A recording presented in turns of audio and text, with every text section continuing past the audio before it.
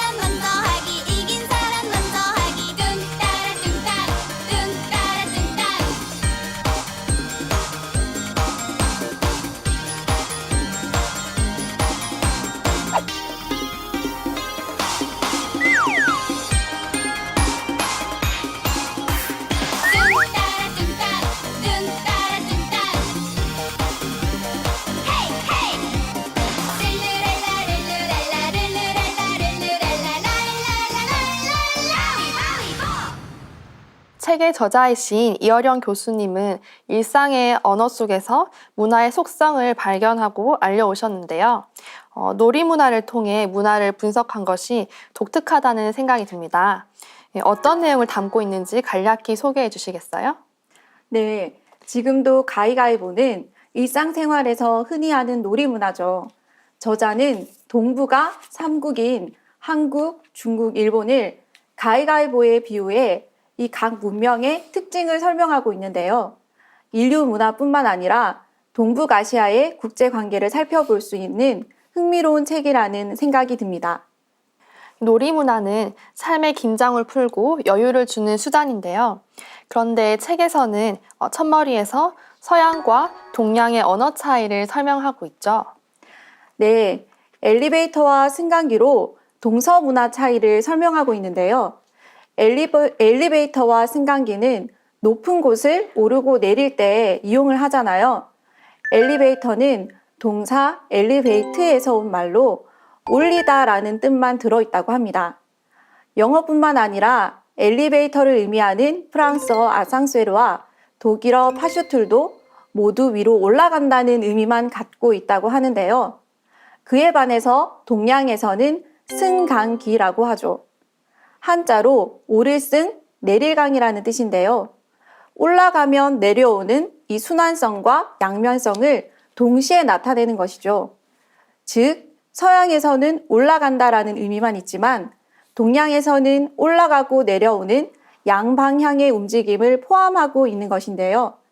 이 엘리베이터와 승강기라는 언어를 통해서 서양은 한쪽 면만을 강조하는 배타적인 직선형 사고를 하는 반면 동양은 이 양면성을 동시에 나타내는 포괄적인 순환형 사고를 한다는 것을 알 수 있습니다. 동양 철학에서는 음양오행으로 자연의 변화를 설명하잖아요. 오르는 것은 양, 내려가는 것은 음이라고 하는데 이렇게 본다면 동양은 언어 속에서 이 음양의 균형을 맞추고 있는 데에 반해 서양에서는 양을 위주로 하고 있다는 생각이 듭니다. 네, 맞습니다. 저자는 그 외에도 몇 가지 예를 들고 있는데요. 먼저 사람이라는 단어를 보면 동양에서는 남녀 양쪽을 포괄하는 사람인이라는 독립적이고 평등한 언어를 쓰는데요. 이 서양에서는 영어로 남자를 man, 여자를 woman이라고 하고 이 남녀를 합친 사람을 말할 때도 역시 man이라고 합니다. 우먼이 남성을 의미하는 맨에 종속되어 남성 위주의 언어로 흡수되어 버린 건데요. 역사를 의미하는 히스토리도 히스 플러스 스토리로 이 그의 역사, 남성 중심의 역사라는 걸 알 수 있습니다. 동양에서도 성차별이 없는 것은 아니지만 서양에서는 언어 자체가 남성 위주로 이루어져서 성차별적 요소를 가지고 있다는 것인데요. 좀 전에도 언어의 차이를 말씀하셨지만 동양에서 사물을 인식하는 것은 음양의 조화를 기본으로 하고 있다고 볼 수 있을 것 같습니다. 네, 이를 잘 보여주는 것이 주역에 나오는 이름, 일양, 지, 위도라는 구절인데요. 한 번은 음운동, 한 번은 양운동을 지속적으로 반복하면서 변화하는 길이 도라는 뜻입니다. 이렇게 동양에서는 모든 만물을 하나의 독립된 개체가 아닌 이 음양의 상호적인 관계로 인식했는데요. 그래서 언어에서도 이 음양을 동시에 표현하고 있는 것입니다. 예를 들어 보면요. 세계라는 언어의 세는 30년이라는 세대를 나타내는 시간의 의미이고 개는 경계를 의미하는 공간의 개념이라고 합니다. 시간과 공간이 이 두 글자 속에 녹아있는 단어가 되는 건데요. 공간의 의미만을 가진 영어의 월드와는 다르죠. 스페이스와 이 우주의 차이도 마찬가지입니다. 우주의 우는 이 끝없는 공간을 의미하고 주는 무한한 시간을 의미하는 복합어인데요. 공간만을 의미하는 영어의 스페이스어와는 다릅니다. 이처럼 동양에서는 우주 만물은 이 둘이면서 하나인 음양의 세계이고 이 음양 운동을 통해 이 모든 것이 역동적으로 이 살아있음을 말하고 있습니다. 상제님께서는 말은 마음의 소리요, 행동은 마음의 자치라고 하셨는데요. 상제님 말씀처럼 우리가 사용하는 말은 사물을 인식하는 마음의 차이에서 비롯된 것으로 결국 문화의 차이를 드러내는 것 같습니다. 네, 내 마음과 이 생각이 이 말과 행동으로 표현되는 것처럼 이 문화도 역시 마찬가지라고 생각할 수 있는데요. 이 동서양의 서로 다른 이 사상과 철학이 문화로 드러나는 것이죠. 앞에서 말씀드린 것처럼 영어에서 인간을 맨으로 부르게 되면 여성을 뜻하는 우먼이 남성을 뜻하는 맨으로 흡수되어 사라져 버리는 건데요. 이는 한쪽 명만을 강조하는 이 서양의 배타적, 이분법적 사고를 드러내고 있는 것입니다. 따라서 이 남성과 여성, 인간과 자연을 이 분리하고 약자를 지배의 대상으로 여기는 이 문화 인식에는 갈등과 혁명이라는 이 격렬한 이 싸움이 영원히 반복될 수밖에 없는데요. 이러한 문화의 차이가 결국 싸움과 전쟁으로 번져서 이 문명의 이 충돌로 표출되고 있는 것입니다. 저는 이 책을 읽으면서 이런 문화의 차이를 극복하기 위해서는 무엇보다 이 가치관이 바뀌어야 한다는 생각이 들었는데요.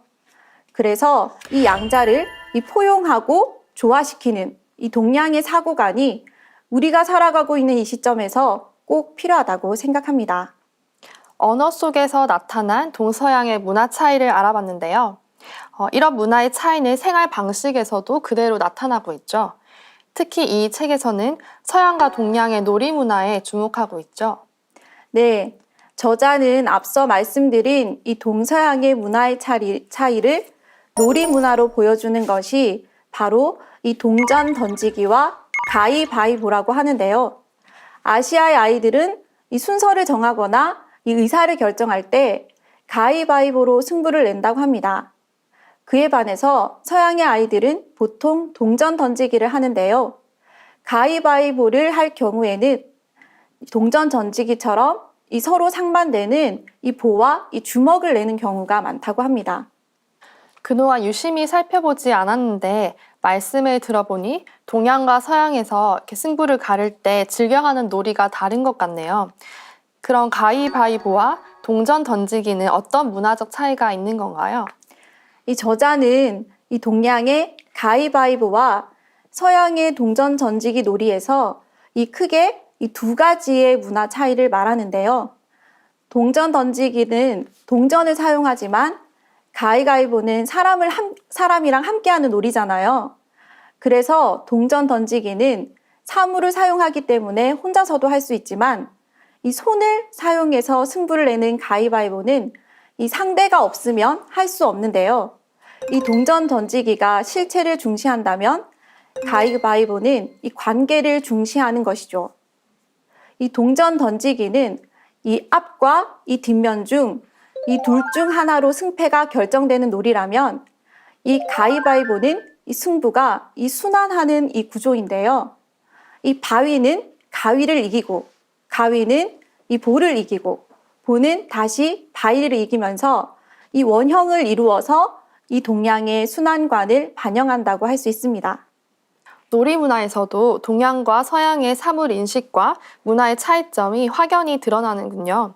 그럼 가위바위보는 언제 어디에서 유래한 것인가요? 네, 원래 가위바위보의 원형은 이 중국의 도교 사상에서 비롯되었고 이후 장사하는 상인들의 틈에서 숫자 놀이 게임인 수권으로 발전된 것이라고 합니다. 그리고 중국의 송나라 때 설거정이 쓴 오대사라는 책에는 당시 사람들이 수세령을 했다는 기록이 있다고 합니다. 수세령은 이 엄지손가락부터 새끼손가락까지 이 A, B, C, D, E라는 이름을 붙여서 A는 B를 이기고 B는 C를 이기고 C는 D를 이기고 D는 E를 이기고 E는 다시 A를 이기는 방식으로 이 승부가 순환하는 규칙을 만들어 사용했다고 하는데요. 그렇게 본다면 가위바위보는 이 수세령을 더 간단한 구조로 만든 것이라고 할 수 있죠. 도교에서는 음양오행의 우주관을 가지고 있죠. 이 5손가락이 서로 순환하면서 물리고 먹히는 것이 음양의 삼국 구조와 비슷하다는 생각이 듭니다. 네, 저도 가위바위보의 유래를 보면서 그런 생각을 했는데요. 이 오행은 우주를 구성하는 이 5가지 구성 요소인 이 목, 화, 토, 금, 수를 말하잖아요. 오행은 상생과 상극으로 순환하면서 변화를 지어내고 있는데요. 상생은 서로 살린다라는 뜻으로 오행이 수생목, 목생화, 화생토, 토생금, 금생수로 서로 생하면서 이 순환하는 것을 말합니다. 예를 들면 물은 나무를 키우고 나무는 이 불을 지피고 타버린 나무는 다시 흙이 되고 흙 속에서 단단한 금이 나고 단단한 바위에서 물이 나고 물은 다시 나무를 키운다는 것이죠. 그리고 상극이란 서로 이 오행이 극하는 경우를 말하는데요. 이 나무는 흙을 극하고 흙은 물을 극하고 물은 불을 끄고 불은 쇳물을 녹이죠. 다시 이 쇠는 나무를 자릅니다. 이 목극토, 토극수, 수극화, 화극금, 금극목으로 서로 극하면서 순환을 하는 것인데요. 앞서 말씀드린 수세령에서 이 5손가락이 서로를 이기면서 순환하는 형태와 같다고 할 수 있습니다. 결국 5가지 구성 요소를 가진 오행의 삼국 구조를 단순화시켜서 셋의 구조로 만든 것이 가위바위보라는 것이군요. 네, 그래서 저자는 가위바위보의 3자가 이 서로 견제를 하면서 순환하는 구조를 3태극에 견주고 있는데요. 이 상대를 깨뜨리는 바위를 양, 이 모든 것을 감싸는 볼을 이 음으로 본다면 이 손을 편 것도 벌린 것도 아닌 이 중간 상태의 가위를 이 음과 양을 조화시키고 변화시키는 토로 볼 수 있다는 것이죠. 지금까지 서양 문화가 이 동전 던지기처럼 양자택일의 성격을 띠고 이 동양 문화에서는 가위바위보의 3자 이 순환의 흐름을 가지고 있었다고 말씀을 드렸지만 사실 서양에서도 이 3이라는 숫자는 특별한 의미를 가지고 있습니다. 기독교의 삼위일체 문화가 있고 서양 수학 문명의 아버지인 피타고라스의 고향 이 사모스 섬 바닷가에 있는 피타고라스 동상 아래에는 이 3은 이 우주의 중심수다라고 새겨져 있다고 합니다. 음악에서도 이 3박자는 13세기에서 가장 이 완벽한 박자로 불렸고요. 따라서 이 삼수 문화는 동서양의 공통된 문화라고 할 수 있는데요. 하지만 역사적으로는 서양은 이수 문화가 강세를 보였고 동양은 삼수 문화가 이 주류를 이루었다고 말할 수 있습니다. 네, 지금까지 이은희 도생님 모시고 이어령 교수의 가위바위보 문명론을 알아봤는데요. 단순히 승부를 가르는 놀이로만 생각했던 가위바위보. 그 속에 인류 문화를 해석할 수 있는 비밀 열쇠가 들어있었다는 것이 놀라웠습니다.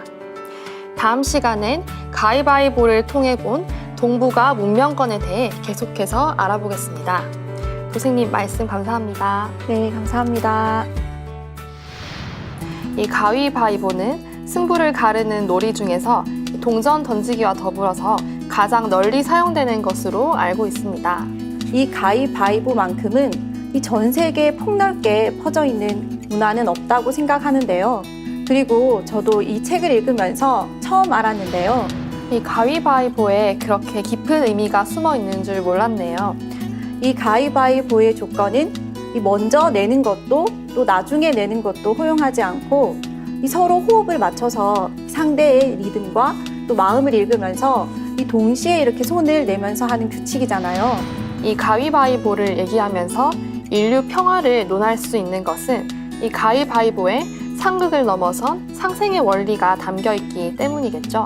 그래서 저자는 이 서양의 동전 던지기로 대표되는 이 양자택일의 문화를 이 극복할 수 있는 대안으로 이 동양의 가위바위보 문화, 즉 이 삼태극 문화를 제시하고 있습니다.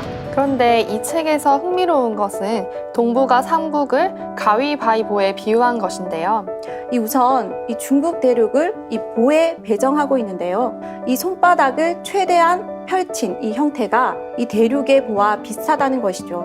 그럼 일본을 바위에 배속한 이유는 무엇인가요? 우리나라는 가위에 비유를 할 수 있겠군요. 역사적으로 한국이 가마손 역할을 수행해 왔던 시기에는 이 동아시아에 평화가 찾아오고 장차 조선이 천하의 도주국이 되리라고 하신 상제님의 말씀이 더욱 크게 와닿았습니다.